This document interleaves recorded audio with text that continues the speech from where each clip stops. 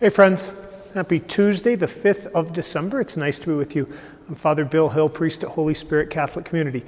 Check it out, we actually are decorated for Advent. Aren't you proud of me? I'm going to share with you a reflection on the daily readings. The daily readings are linked down below. Click the link, read the readings prayerfully, and then turn off the screen. Spend some time with God before you move on to other things.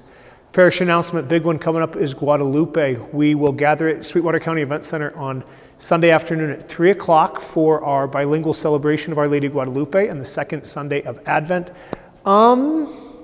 There's a meal to follow. Doors open at 10 a.m. There's dancing, there's music, there's a reenactment of the Guadalupe story, all sorts of different things.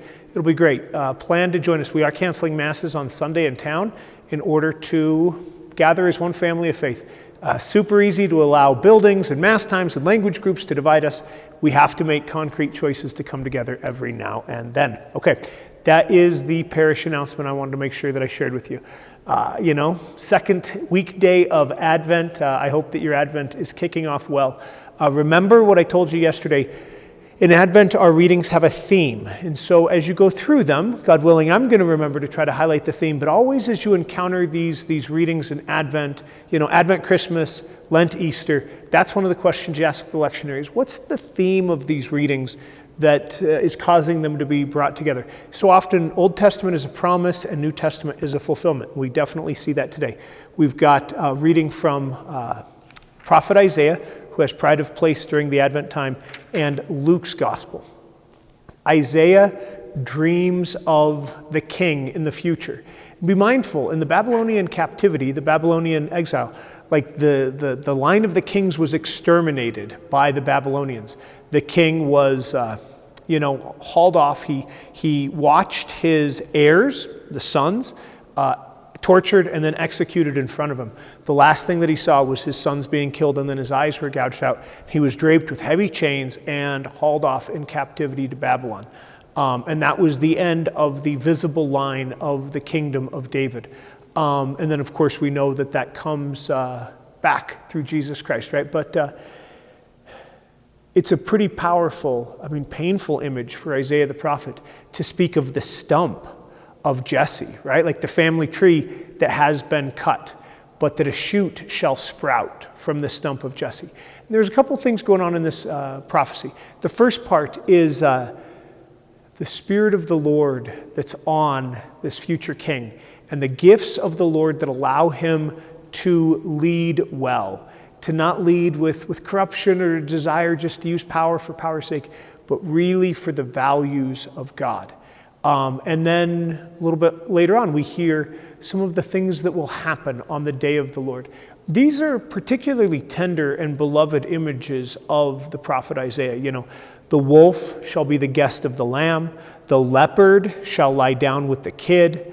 The calf and the young lion shall browse, shall eat grass together.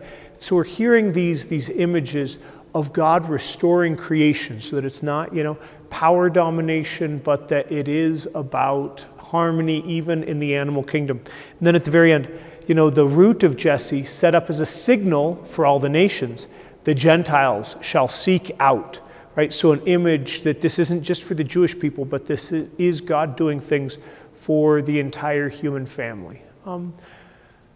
Plenty of things to pray into there. So whatever maybe stirs in your heart, let Isaiah kind of speak to you across the years.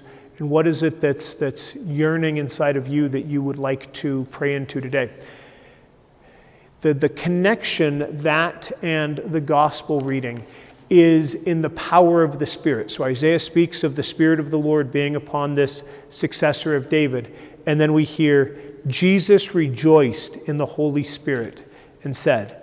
And then he prays, right, that it's not about being powerful or learned or clever, right? It's not about the billionaires or the 1%, but that it is about those who are childlike.